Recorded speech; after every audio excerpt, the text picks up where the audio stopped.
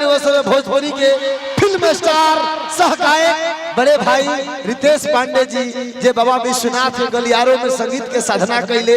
आज पूरे देश विदेश जहाँ तक भोजपुरी सुनल जाले, जहाँ तक भोजपुरी के लोग प्यार करेला, वो प्यार के पुलिंदा बन के गीत सुनावे ले, अभिनय करेले, जिनकर नाम बाटे रितेश पांडे जी। माई तारा चंडी के कृपा सदैव बनल रहो। हम चाहम कि कोनो बिना भूमिका के बड़ भाई रितेश पांडे जी आप मंच तक आए और भाई ब्रजेश जी के प्यार में स्नेह में आप उपस्थिति दर्ज करनी। उनकी बहन के शादी उत्सव में पगड़ी बांध के तनी हाला के थप्पड़ी बजा दे पूरा सदन से, और नींद ननन के कई रात चुरावल जाई, तब कहीं गिर जाके दर्द के गावल जाई। एह तरह रुस के मत रुआ जेह तरह हो सकी रुआ के मनावल जाई। एक मिनट वसुधरी भैया जाओ तो ये तो अरे भैया क्यों टेला टेली आप लोग के छोड़ दीजिए ना, ये खुद ही मिजाजी है बड़े भाई। इनको क्या आप लोग एकदम अपने तहलील से मंचों को आगाज करते हैं। चलिए फोटो दिल में खींच लीजिएगा तो डिलीट नहीं हो सकता है क्या भैया? राजीव भैया भी आए हैं? नहीं है भैया को प्रणाम। जब मैं बीएचयू बिरला हॉस्टल में रहता था तो बड़ा प्यार मिलता था राजीव भैया से, स्नेह मिलता था। आज भी हालचाल होता रहता है। और फोटो अच्छा चलिए मंच को व्यवस्थित किया जाए। और एगो गाना बड़ा हिट भेल रहे, जाए चंदा ले आओ खबरिया।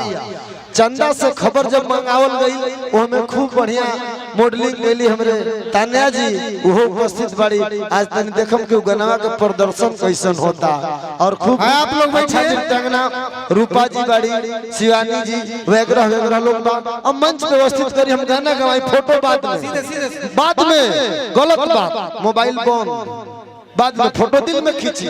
आप लोग भी हटिए भैया एकदम।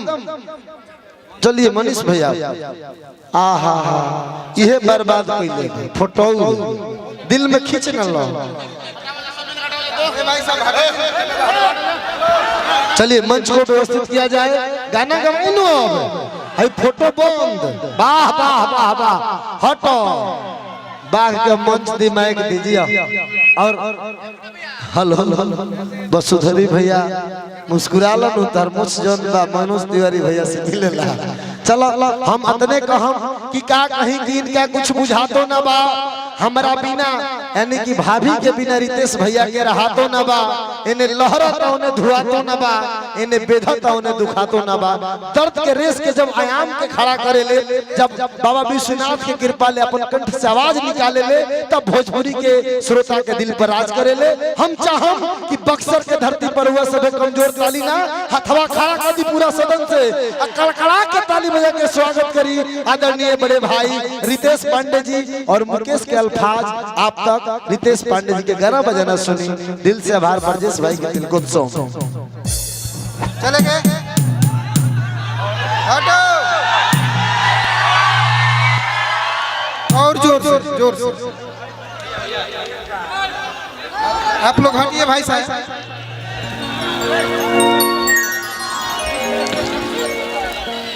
सबसे पहले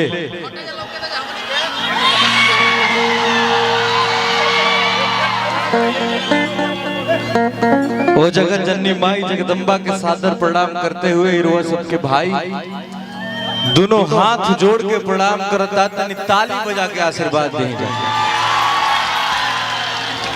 वाह भले माई विंध्यवासिनी की, भले साचे दरबार की जय हो।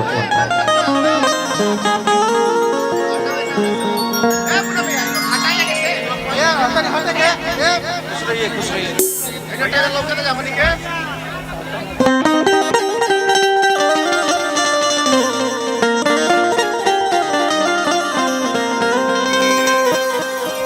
हेलो मंच पर जितने बड़े भाई हैं आपसे मैं प्रार्थना करता हूं मंच पर व्यवस्थित कीजिए। एक सम्मानित कलाकार, सभी कलाकार सम्मानित हैं तो आप सुनेंगे स्थिरता से, तो सुनने में मजा आएगा। जितने लोग खड़े हैं बैठ जाए मंच पर प्लीज। चलिए भैया